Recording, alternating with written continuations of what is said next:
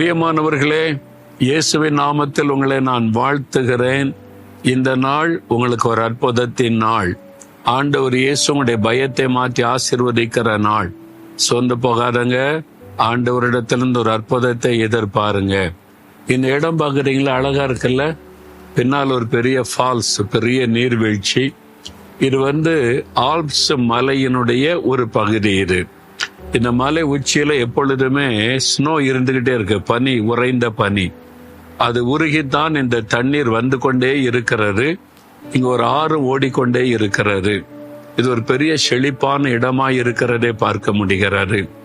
இது ஐரோப்பா நாட்டுல ஆஸ்திரியா என்கிற ஒரு தேசம் இருக்குதுல்ல, அந்த தேசத்துல ஒரு பகுதி தான் இது. சரி, இன்றைக்கு ஆண்டவர் உங்களுக்கு என்ன வார்த்தை வச்சிருக்கிறார் தெரியுமா? யோவான் 14:1 உங்கள் இருதயம் கலங்காதிருப்பதாக தேவனிடத்தில் விசுவாசமாயிருங்கள். ஏதோ ஒரு கலக்கம் உங்களுடைய உள்ளத்துல இருக்குது.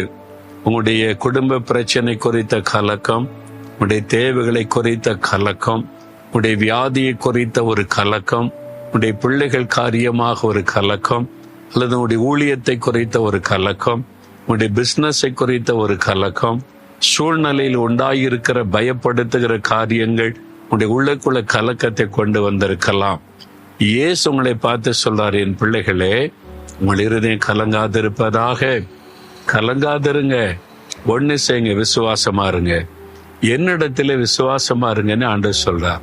இயேசுவின் மீது நீங்க நல்ல ஒரு விசுவாசத்துல ஸ்ட்ராங்கா இருந்தீங்கன்னா, நீங்க கலங்குற மாதிரி, பயப்படுற மாதிரி எதுவுமே நடக்காது. எல்லாத்தையும் ஆண்டவர் தலைகளாய் மாற்றுவார். அப்போ உங்களுடைய விசுவாசம் இயேசுவின் மீது உறுதியா இருக்கணும். அவர் என் ரட்சகர், என் தகப்பன், எனக்காக எல்லாவற்றையும் செய்வார், எனக்கு அற்புதம் செய்வார் என்கிற விசுவாசம். இந்த கலங்குகிற காரியத்தை ஆண்டவர் மாற்றி தருவார்.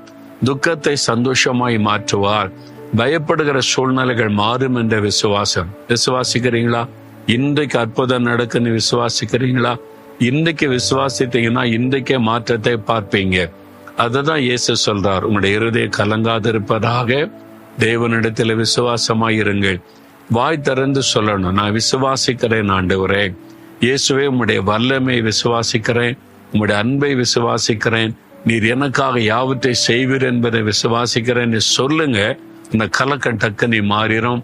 ஒரு பெரிய சந்தோஷம் வர. சொல்றீங்களா? இயேசுவே, உம்மை விசுவாசிக்கிறேன், நீர் என் மீது வைத்திருக்கிற அன்பை விசுவாசிக்கிறேன், உம்முடைய வல்லமை விசுவாசிக்கிறேன், உம்முடைய அற்புதங்களை செய்கிற சக்தியை விசுவாசிக்கிறேன், எனக்கும் நீர் அற்புதம் செய்கிறீர், நான் விசுவாசிக்கிறேன். இயேசுவின் நாமத்தில் ஆமேன், ஆமேன்.